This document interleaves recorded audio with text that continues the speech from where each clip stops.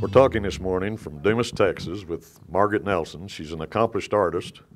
Could you tell us what kind of medium that you prefer or what you operate in or work in mostly? You know, when I first started back, this is acrylic. But now, in the last year and a half, I've been doing a lot of watercolor.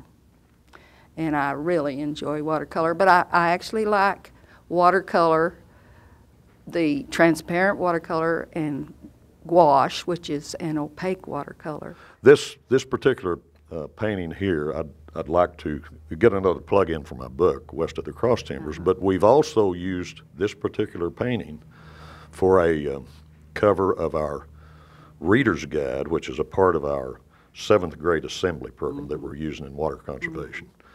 And we've gotten a lot of mileage out of this painting thanks to you. Have. Yes, because originally this back in here of the buffalo herd was not there. And there were a few scattered through there. And then you brought it to me and asked that I do this for the cover of the book. This scene came from his mind because he gave me a synopsis of his book, that he wasn't finished with the book and it wouldn't be published, he said, for quite some time. And I began to just think about it and work on it, and my friend came over and took a picture of it, and we emailed this finished, and he emailed me back and he said, perfect, exactly what I had in mind. So that's how it came about, you know. It's just pretty well from his mind and mine. And I meant every word of it. I'm a tough guy, but it brought this painting brought tears to my eyes when I knew how I was using it because it fit exactly. Yeah. You painted a picture of a horse, which is, I consider, one of your best works. That horse carried my granddaughter to the high school national finals in 2004. And I just wanted to do it really, really bad. In the case of Suitcase, it was the love of a granddaughter and her love for that horse. That's absolutely right. Yeah. You got it. And then you went on to things like birds. Yes, I love to paint trees, the mountain trees, you know, the really pretty birch or that sort of tree in the mountains. We're visiting today with Manuel Franco, who is absolutely one of the best painters in the Panhandle of Texas, if not in all of Texas. This man has some of the best artwork in this region.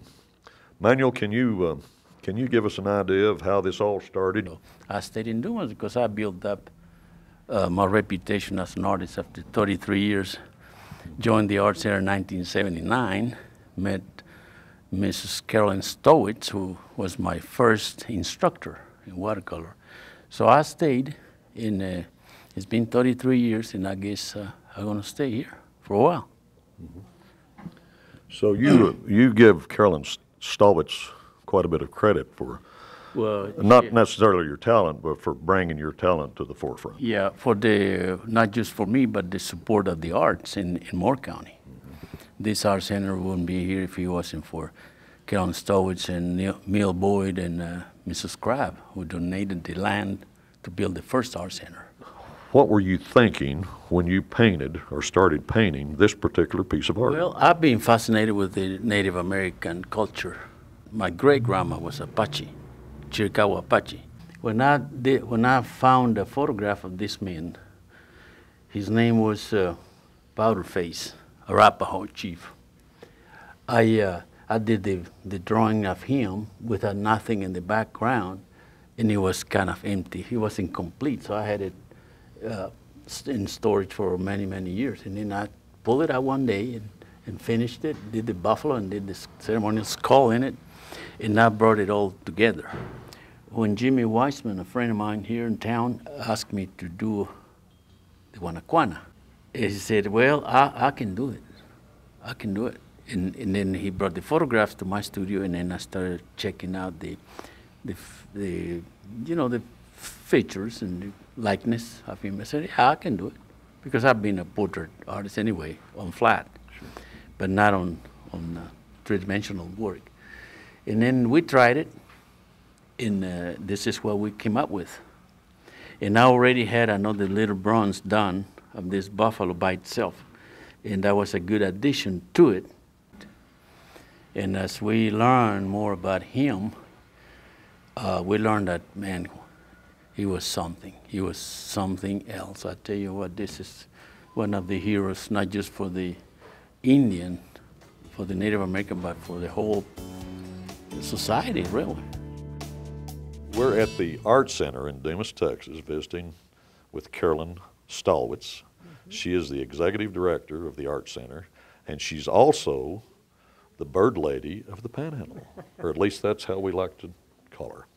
And we're looking at some of her really marvelous painting here today. Carolyn, could you tell us about your birds? All right. I started painting birds when I was real little, about 6 years old. I used to draw, and birds have always attracted me. I don't always paint birds, but most of the time now I do. And these are some of the ones that I've finished in the last, 3 months. This one is a gamble quail that is one of my favorite birds, the little quail, and a cactus wren. And then this one with the long tail is a scissor-tail flycatcher, and it's probably my favorite bird. It's the state bird of several states, especially Oklahoma. This painting is of the cactus and the gamble quail, the way they feed. They love to get in among the prickly pear cactus and hunt for seeds, and it gives them a lot of cover. The cactus spines don't bother them, and so they have cover from some of their predators. And this one is one of my favorite paintings. And then the next one over here is the cardinal pair, and of course the cardinal is the beautiful, beautiful red bird that is probably the best known bird in the United States of America, even though it's not all over the nation, but it's all over the east and the south. And this is the male and the female sitting on a branch. The female naturally is less colorful than the male is. We've been very fortunate to have a large number of artists here in the area, especially Moore County, over the years, and we've been able to foster their interest in art by having a place to go. And so, you know, we think we're real lucky to have this building and a place to show art, and especially in a small town this size. The connection here between the Art Center and the museum, explain that.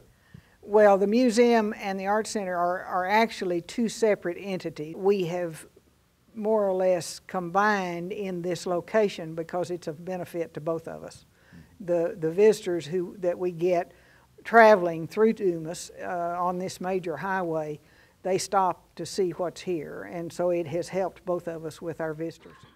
Carolyn, do you encourage young people to get in art? We have summer classes for second graders through senior high every summer. Our high school art teacher comes in and teaches every summer.